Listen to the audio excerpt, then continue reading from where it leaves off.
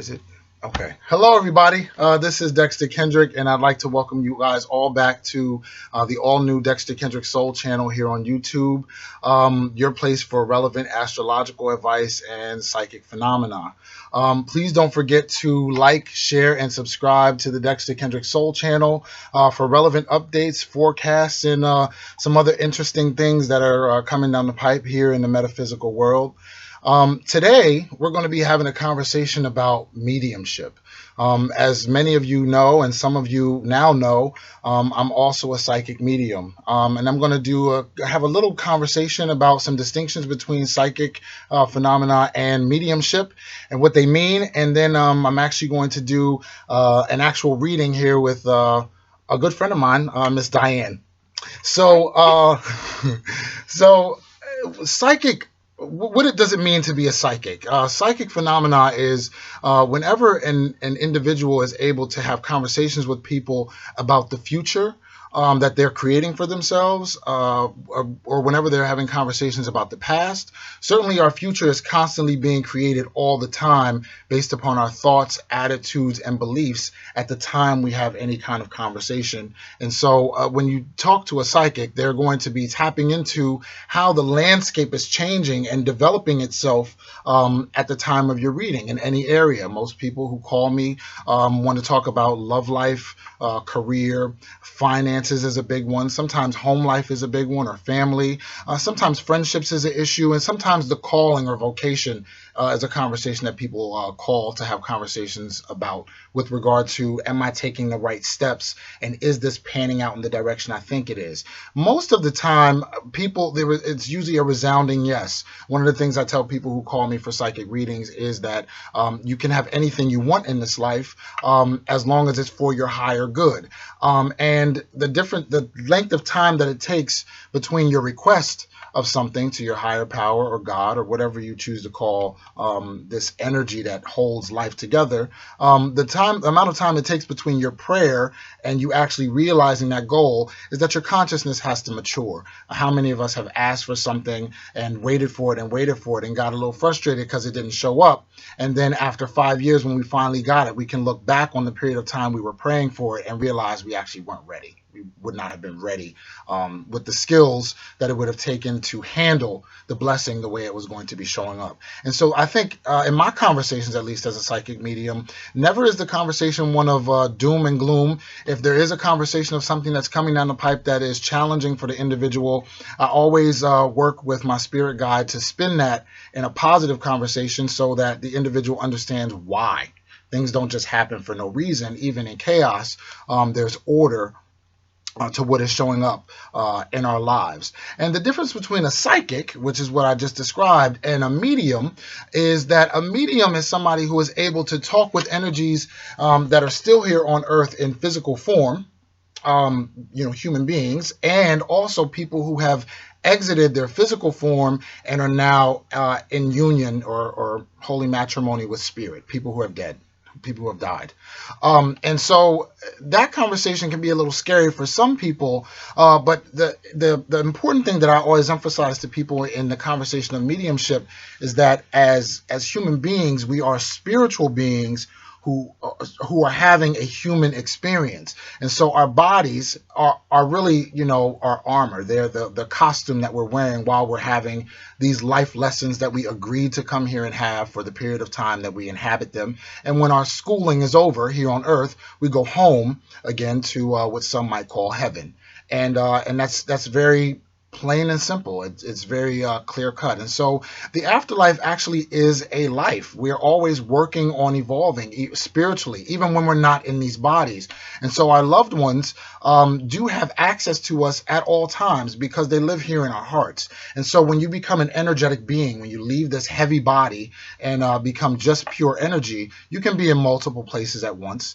Certainly, many times people ask me, how can I contact my loved ones on my own? Do I need a medium medium to do so? The answer to that is no. The way you contact your loved ones who have crossed over is simply by thinking about them, which is why usually many times people will hold a picture of them on their mantelpiece, or keep an obituary, or keep some kind of a program from their acknowledgement or funeral ceremony, etc.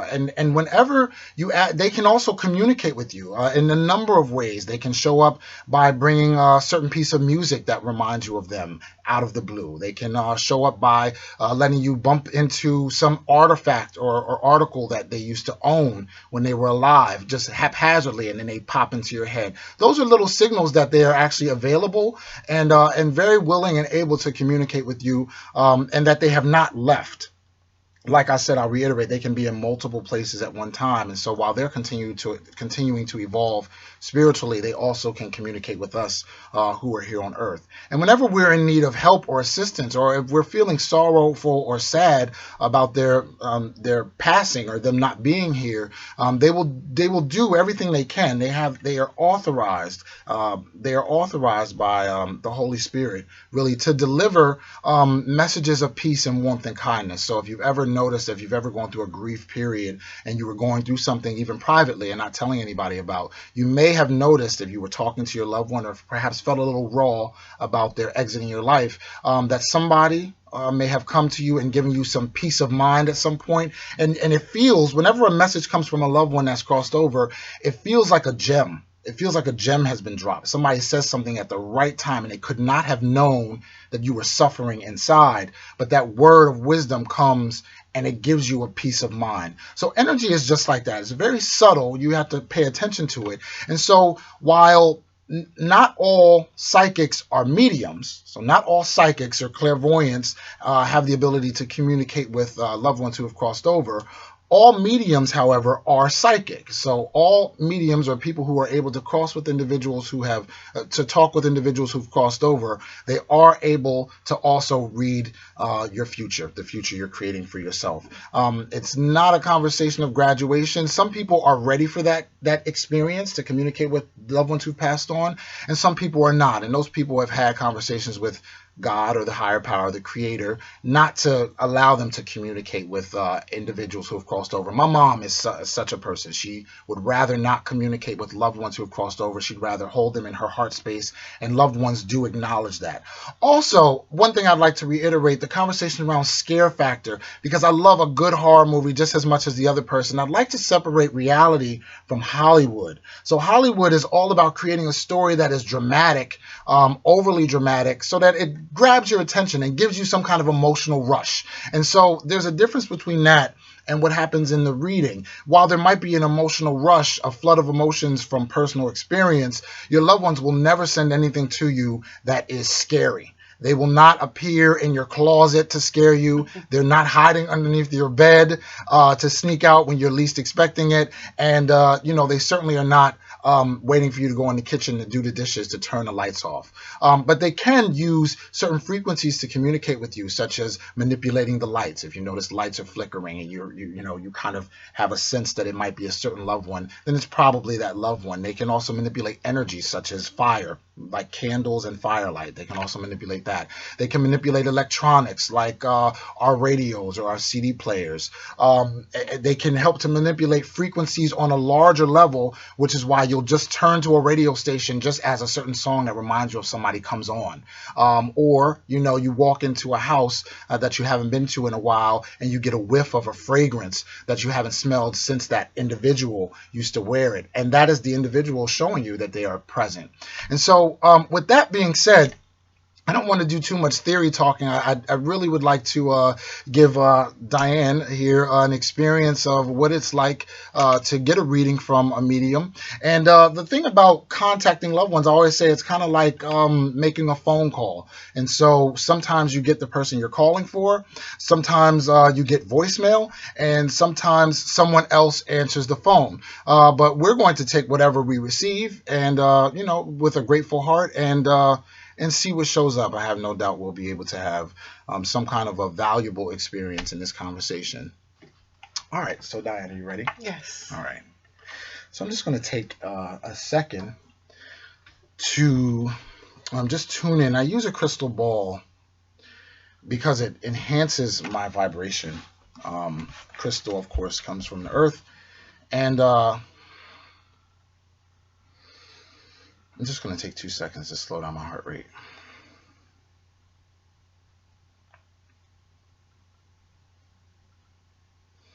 All right, I am getting an image of something. It looks like the energy that's coming to me is male. I'm getting one thing that I'm seeing is some kind of an accident.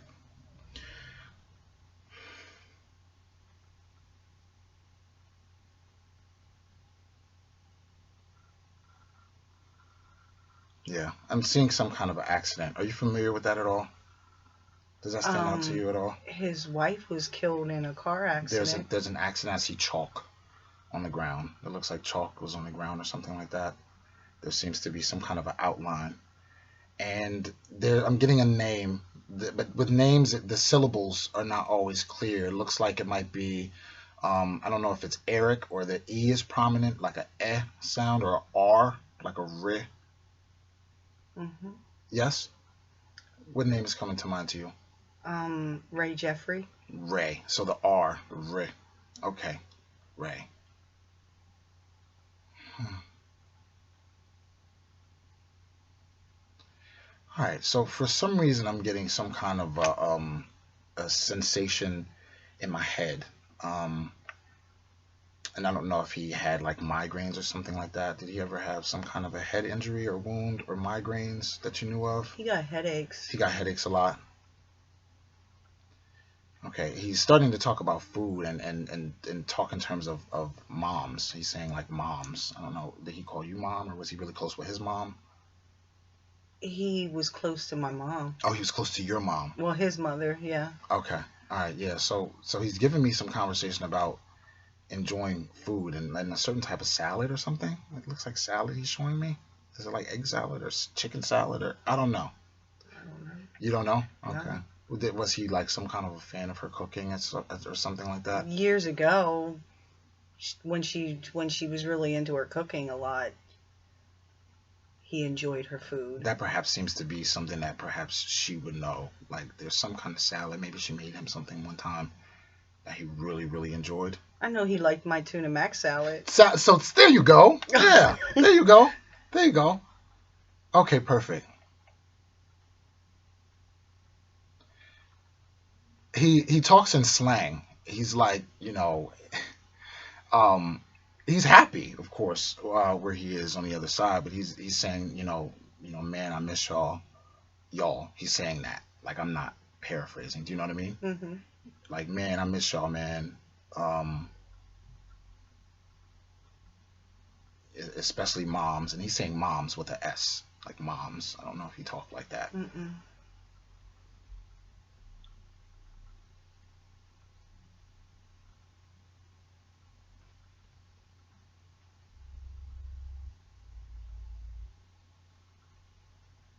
He's also saying that his wife is fine, and with regard to her accident, that she didn't feel a thing, and he's kind of comical, like a jokester. He's saying like that the other side is a trip. It's and he's saying trip. Mm-hmm. um, there's no drama and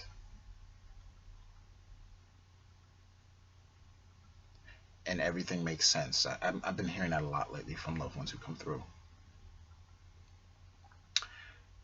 Do you have some questions? I'll keep receiving from him, but you can interject if you have a question. I just miss him.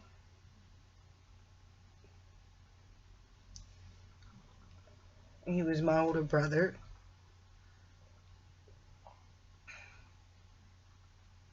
We had a lot of good times. I mean, he's okay, of course. I don't know if he was showing me earlier some kind of a scooter. I don't know if it was a scooter. Does that make sense to you? He was an avid motorcycle rider. Okay. Yeah. He was showing me that, and He loved his Harleys. yeah.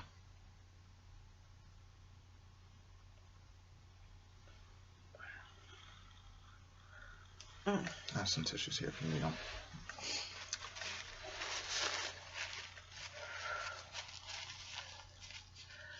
He's saying that he's really proud of you. Um, that you've been through some stuff, and he's proud of you for holding on and and trusting and believing in something better. And he's saying there is something better on the other side, and that he's not mad about how things went down. I don't know if he hasn't clarified that for me just yet.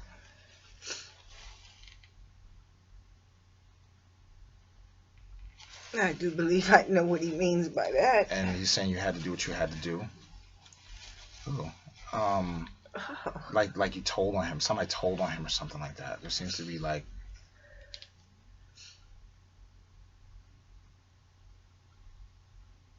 Hold on.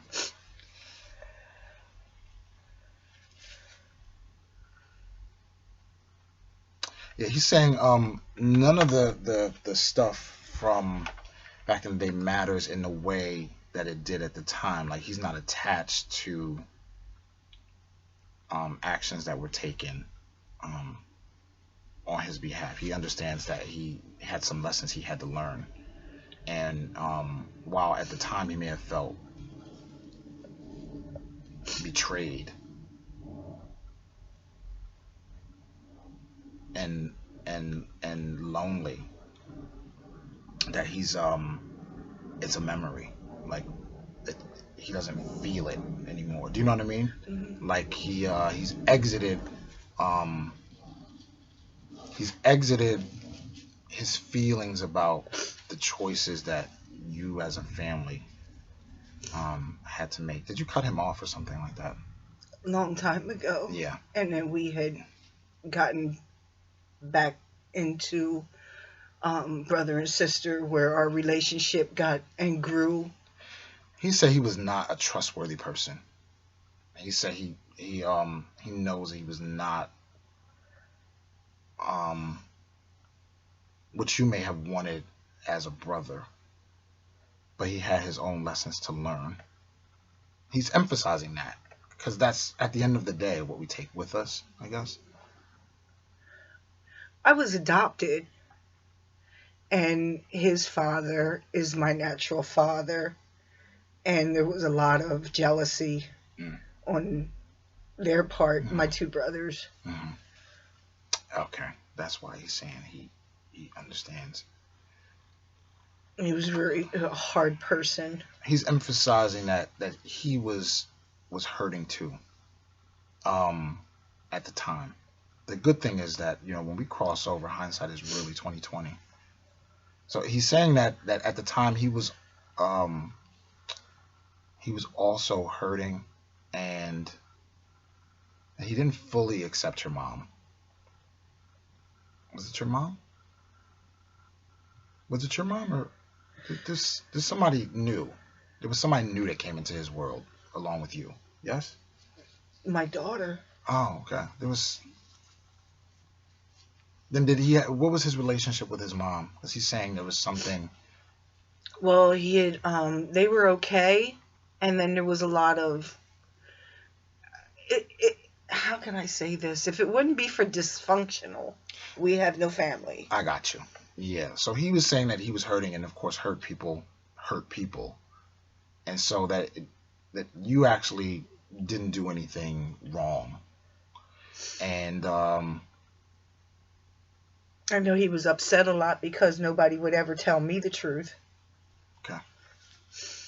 And a lot of things were kept from me about the whole me coming into the picture. Mm.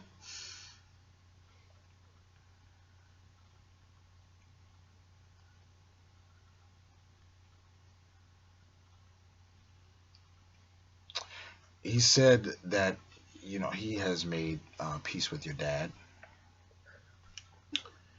and he keeps saying man, like at the end of every sentence. I made peace with dad, man. Like, you know what I mean? He says man a lot at the end of his sentences. So he's saying that he made peace with your dad, and ironically, I am seeing an image of an older man in an army uniform, and he's not wearing a hat. His hair seems to be kind of combed over. There seems to be a part in it. Um, That's my dad.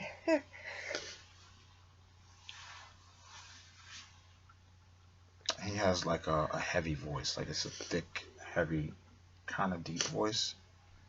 It's very calm.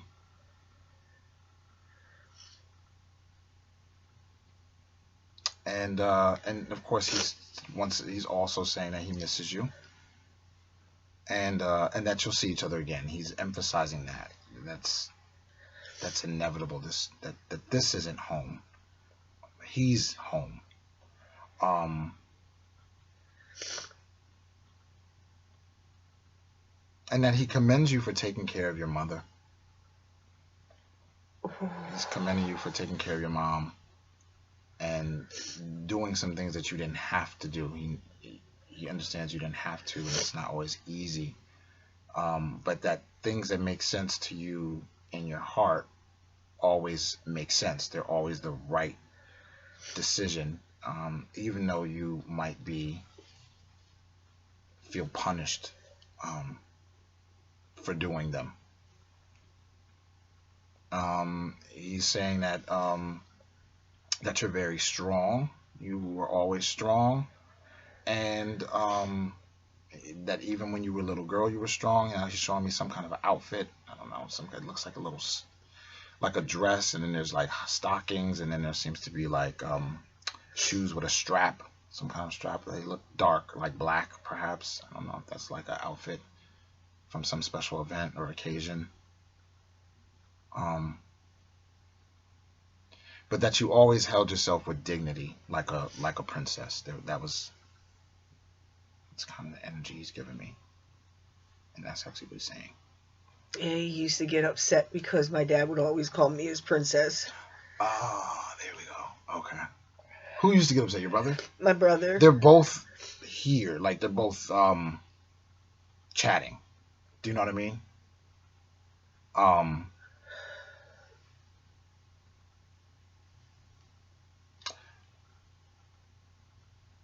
and they just keep emphasizing. They're both laughing. They just keep emphasizing that. Are they drinking a beer? I don't see a beer. But they keep emphasizing that those things only matter in terms of spiritual growth. Even dysfunction, there's even order in chaos. I'll let you ask a couple questions before we bring this to a close, if you have any. Um, just I miss you. I just miss my. I miss. I miss Jeff. I miss my dad. Just showing me something on a mantle. Do you have some Oh image my God, yes. on a mantle? Looks like it's on the corner of a mantle or something like that. It's not on my mantle. It's on his daughter's mantle. Oh, okay. And it,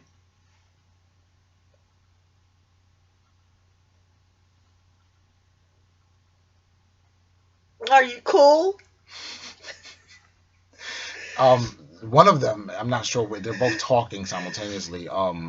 They're saying that they're there. I think it's your dad. He keeps saying, "I'm here. I'm here. Whenever you need me. Um, Whenever you've called. Whenever you've needed help." He was always there. And that he encourages you to pay attention and not doubt that signs are coming to you, that things mean something. Perhaps you are a little bit more analytical and need more proof. Um, but to acknowledge when you recognize something is showing up, and that's how he can communicate more effectively to you.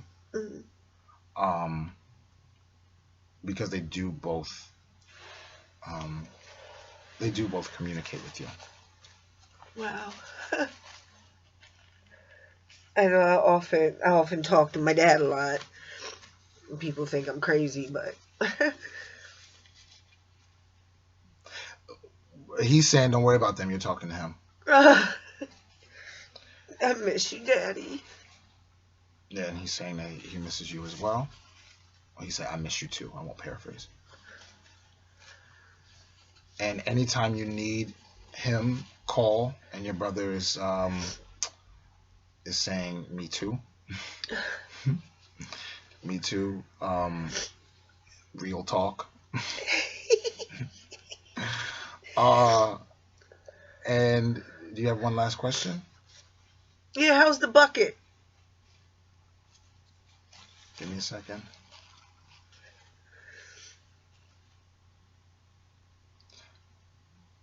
All right, so I'm getting laughter, and he's saying there's nothing in it. I don't know what that means.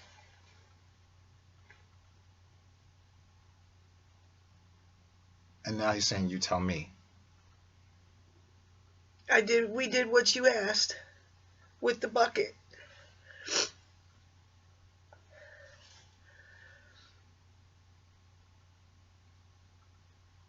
I'm not getting a response on that one.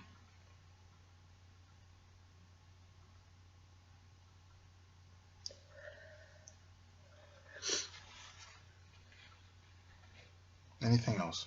No. No? Okay.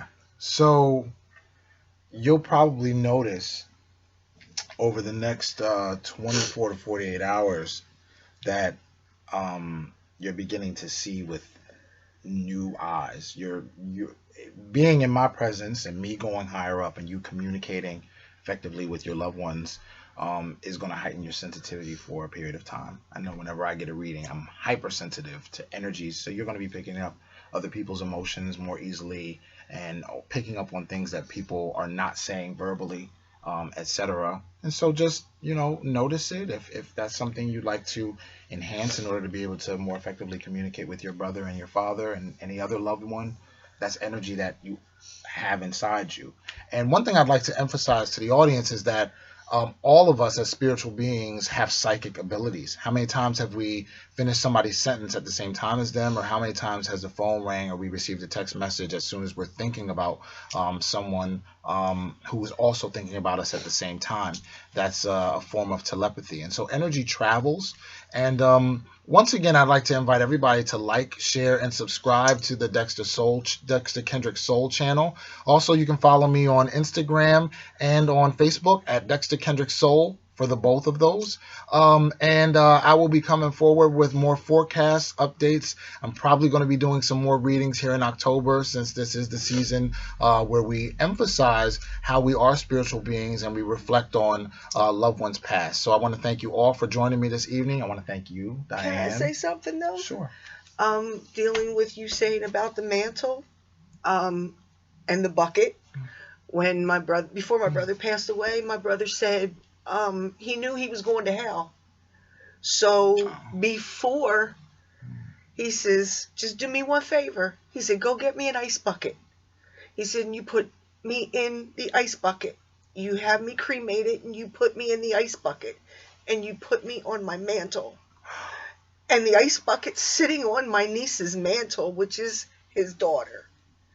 Oh. And his ashes are in this ice bucket because he said he wanted to stay cool because he knew he was going to hell. You know what's ironic about his response then of there's nothing in it? He was saying he's not there. He's not there. He's here. Do you know what I mean? So he's not just on the mantle, and certainly those remains are what he left. But he's not there. And where he is much cooler than where he thought he was going. And for those, the conversation of hell, which I may have to do a whole episode on. The conversation of hell, you know what? You just gave me an idea for a great topic. We'll discuss that in the future. This is all the more reason for you to subscribe to the Dexter Kendrick Soul channel on Facebook, Lord. Instagram, and YouTube. Love you all. Thank you so much for joining me. Thank you so much. Thank you. Wow.